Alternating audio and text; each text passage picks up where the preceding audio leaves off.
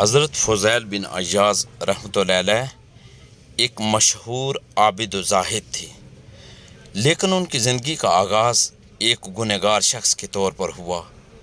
وہ پہلے ڈاکو تھے اور قافلوں کو لوٹنے کا کام کرتے تھے۔ لوگ ان کے خوف سے سفر کرنے سے ڈرتے تھے۔ ایک دن فضیل ایک قافلے کو لوٹنے کے ارادے سے جا رہے تھے۔ راستے میں انہوں نے ایک گھر کے اندر سے قرآن کی تلاوت کی آواز سنی۔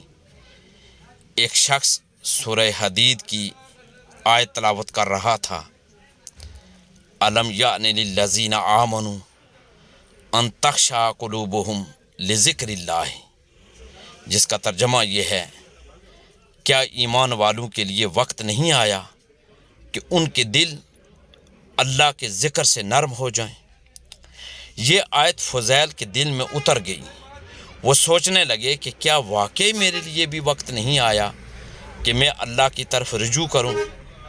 ان کے دل میں ندامت اور خوف پیدا ہوا اور وہ گناہوں سے توبہ کرنے کا عزم کر بیٹھے۔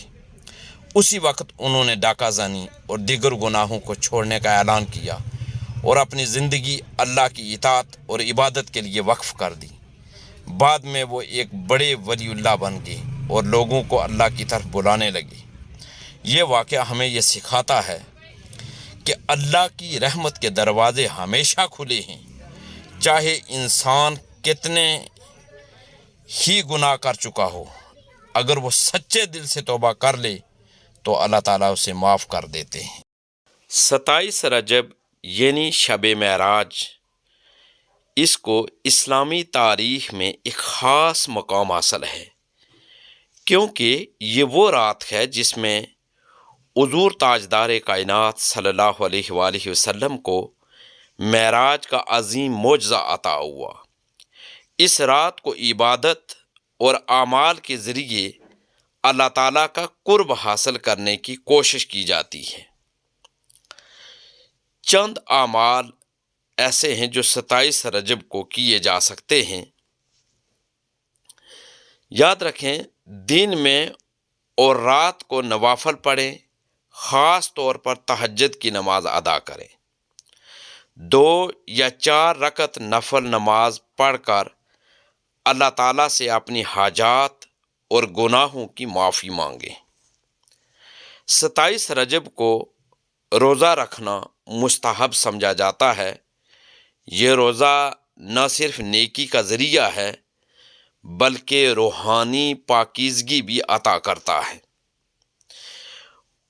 قرآن مجید فرقان حمید کی تلاوت کریں، خاص طور پر وہ آیات جن میں معراج کا ذکر کیا گیا ہے، جیسے سورۃ الاسراء اور سورۃ النجم۔